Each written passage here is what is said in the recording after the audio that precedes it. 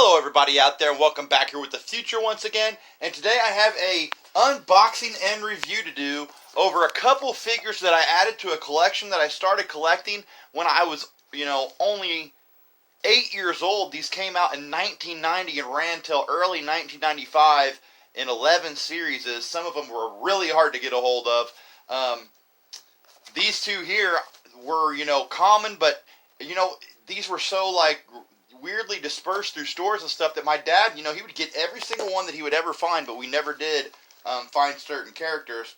So after all these years, Clark B. Toys on Instagram hooked me up with these two figures that I never had for my collection, and I'm really happy to say that I finally have these two WWF Hasbro action figures. I have a huge collection here, as you can see, box full of WWF Hasbro figures I've had since I was a kid. There's also WCW Blues in here as well.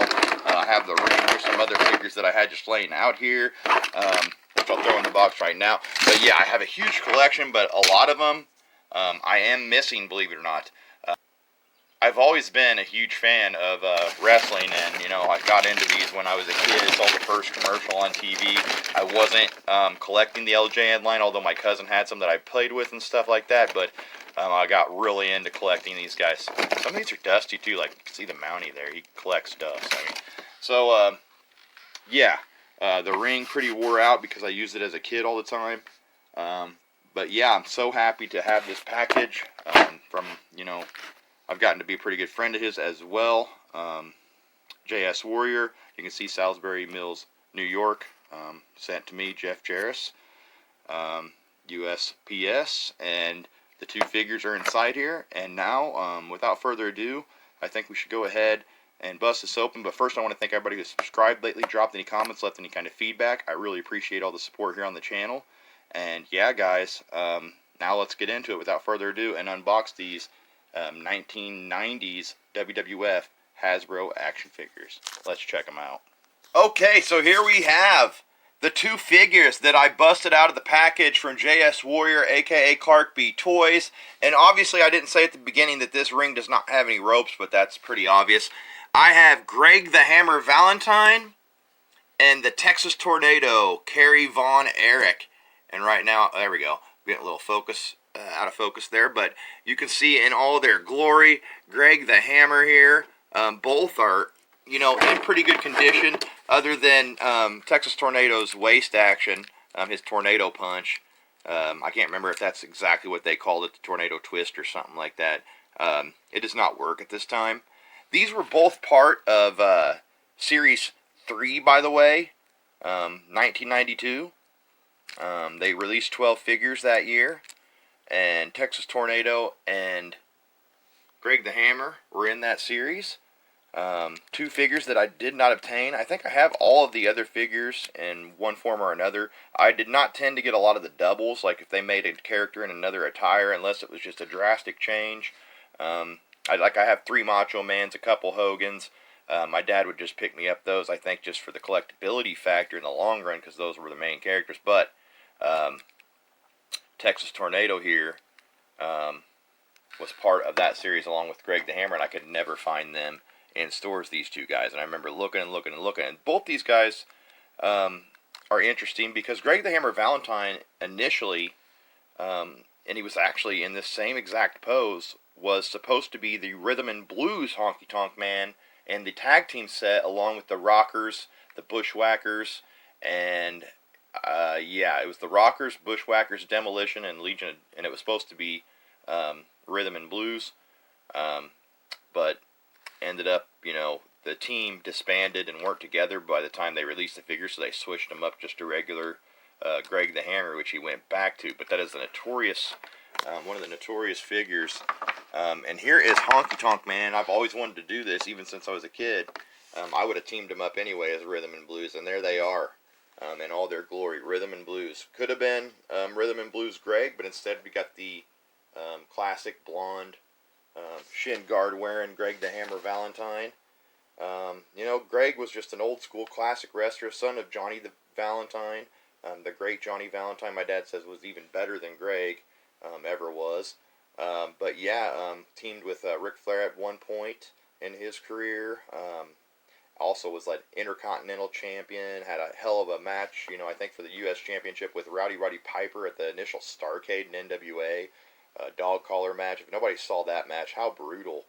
But the Hammer was always, one of my favorite guys because he'd get in there and he didn't mess around. He got in there and just kicked some ass. And I always enjoyed, when he looked different too. And I can't believe how, much dust this ring's collected, but my apologies. But I always enjoyed him as Rhythm and Blues too. When he dyed his hair black, he started wearing, the upper, it was like an upper jacket here, which he had on in his figure, and it would have had black hair and different colored tights and boots to match Honky Tonk Man. But he needs a guitar. They both need a guitar. I don't have Honky's guitar anymore, but I've had Honky since he came out back in the early 90s. I think he was released in 1992, but I'm not sure. Yeah, but these Series 3 1992 figures, just, awesome to have, after all these years, never thinking that I'd have him. He has the hammer on the back. There's your copyright information, your date and everything right there. And actually, he actually is stamped 1991 on the back there, if you can see that. He was released actually released in 92, but I like the yellow and the black they used for him too. I think at this time when he went back, those were the colors he was using. He had the yellow robe too that he wore. But yeah, classic Greg the Hammer Valentine. I like how these guys had pegs on their feet too, but never had really anything they never made anything for them to peg into, so it was weird. His head is a little loose on here, but overall, he had that twist punch action too, where you twist the waist and if you let him go, let's see. Yeah, I like that. And just, before I forget, I am going to showcase and review the entire collection, wave by wave too, that I have, even though I don't have all the figures. After I make a couple more purchases and update the collection with the ones that I actually can afford, because some of them are outrageous. I'm talking $150 a fig and whatnot, and especially during these times in my life, I cannot afford like a $150 fig, but my friend JS is trying to help me out, obtain some of the ones that are affordable, and glad to have Greg the Hammer here up next to his Rhythm and Blues counterpart. Oh, and he took a bump right there. Greg the Hammer and Honky Tonk Man. So always wanted him, and now he's in his rightful place in the collection. And now, infamous Texas Tornado Kerry Von Erich. He was brought in, the modern-day warrior Kerry Von Erich of the famous Von Erich family. Sadly, him and all of his brothers but Kevin committed suicide or died in one form or another. They were huge, popular stars of world-class championship wrestling in the 80s. Just especially, Kerry was just a heartthrob with the girls. They called him the modern-day warrior. He actually defeated Ric Flair for the NWA Championship at one point, but only held it for a few months. He had a lot of demons and problems, but nonetheless, I loved Texas Tornado back then. He actually came to the WWF, as the Texas Tornado instead of the modern-day warrior. So, it was weird to see him changing in appearance like that. But nonetheless, he looked exactly like this, as the modern-day warrior too. They just pretty much changed the name. They didn't put any kind of print on his tights or anything like that. But I do like that they used Tatanka. This is actually, Tatanka was reused, I believe, in this body here. You can see they are exactly the same. I have the Tatanka. Just a head swap and a repaint. And they had Tatanka instead of the Texas Tornado, which was initially released.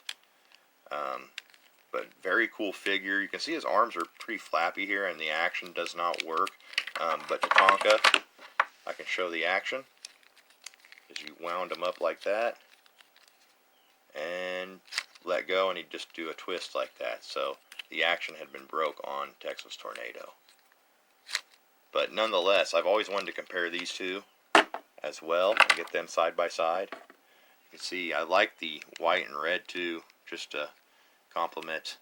I mean, it really sets this figure off. I really like this figure, even though it's a common.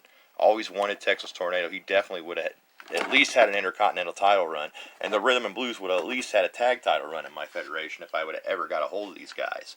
But nonetheless, it's so fun still being able to pick up figures that I never thought I would online. Back as a kid, I always wanted these guys, and now having them in the collection, it just feels like the collection is just one step closer to being fulfilled completely. But yeah, I want to thank everybody who checked this out. Not much more to say other than, man, do I love my WWF Hasbro and Galoobs. And I really am happy to get a hold of these guys, Texas Tornado and Greg the Hammer. And I want to thank everybody who has subscribed, dropped any comments, left any feedback. Make sure you do all that I just mentioned. And I really appreciate you checking out this unboxing and review, guys. And until next time, do all that I mentioned, like I said. And, you know, keep collecting out there. And until I get more Hasbros or the next video, I want to say thanks, guys, and as always, peace out.